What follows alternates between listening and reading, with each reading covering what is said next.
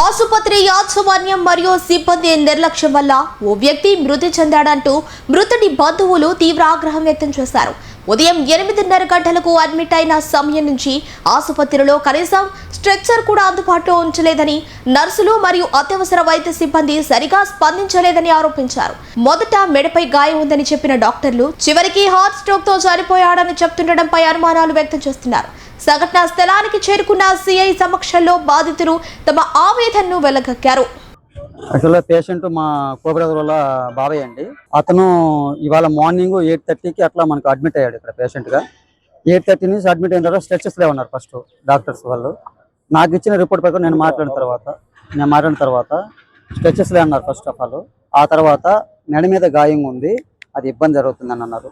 ఇప్పుడు final report ఏంటంటే heart stroke వాళ్ళు చనిపోయారు అన్నారండి. నేను అడిగిన మాట ఏంటంటే ఇలా చనిపోతారండి, మీరు వచ్చిన తర్వాత పేషెంట్స్ వాళ్ళ బంధువులు చెప్తున్న ప్రకారం ఏంటంటే అతను మార్నింగ్ పాలు తాగాడు, ఇడ్లీ తిన్నాడు, మళ్ళీ మీరు ఎందుకు పట్టించుకోదని అయితే మాకు స్ట్రెచెస్ అని ఒక మాట చెప్తున్నారు.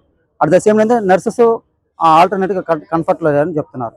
సో నేనేం చెప్తానంటే ఇలా జరిగిందండి. ఇలా కాకుండా మీరు మీకేదైనా చేయాలనుకున్నప్పుడు ఎమర్జెన్సీగా వచ్చే టీంకి ఎవరైతే ఎమర్జెన్సీగా రోగులు వస్తారో వాళ్ళకి ఒక స్పెషల్ నర్స్ టీంని మీరు ఏర్పాటు చేయండి. వాళ్ళ డ్యూటీలో ఎప్పుడైనా ఉండొచ్చు, ఏమైనా చేయొచ్చు. అందుకే నేను ఒక క్వశ్చన్ రైజ్ చేశాను. నేను ఇంకో క్వశ్చన్ అడిగానండి, ఏంటంటే మీరు ఇప్పుడు చనిపోవడానికి కారణం ఏంటంటే హాస్పిటల్లో ఫెసిలిటీస్ లేకపోతే చనిపోయాడా పేషెంట్, లేదా మీ నిర్లక్ష్యం చనిపోయాడా? మీరు ఒక నోట్ ఇవ్వండి అంటే లేదని చెప్పి సిఐ గారు వచ్చారు.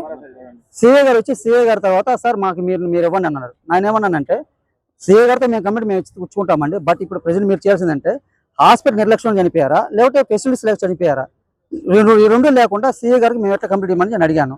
సిఐ గారు అంటే మాకు కంప్లీట్ ఇవ్వని మేము చేస్తామని చెప్పి ఫైనల్ చేశారండి. ఇదే జరిగింది. అదే సిఐ గారితో మాట్లాడి ఫైనల్ డెసిషన్ తీసుకొని మన వాళ్ళతో మాట్లాడి మీకు చెప్తాము. ఎంత ఉంటుంది ఇప్పుడు పేషెంట్ వయసు 58 అలా ఉంటుందండి. 58 సంవత్సరాల లోపల ఉంటుంది, 60 లోపల ఉంటుందండి మ్యాక్సిమం.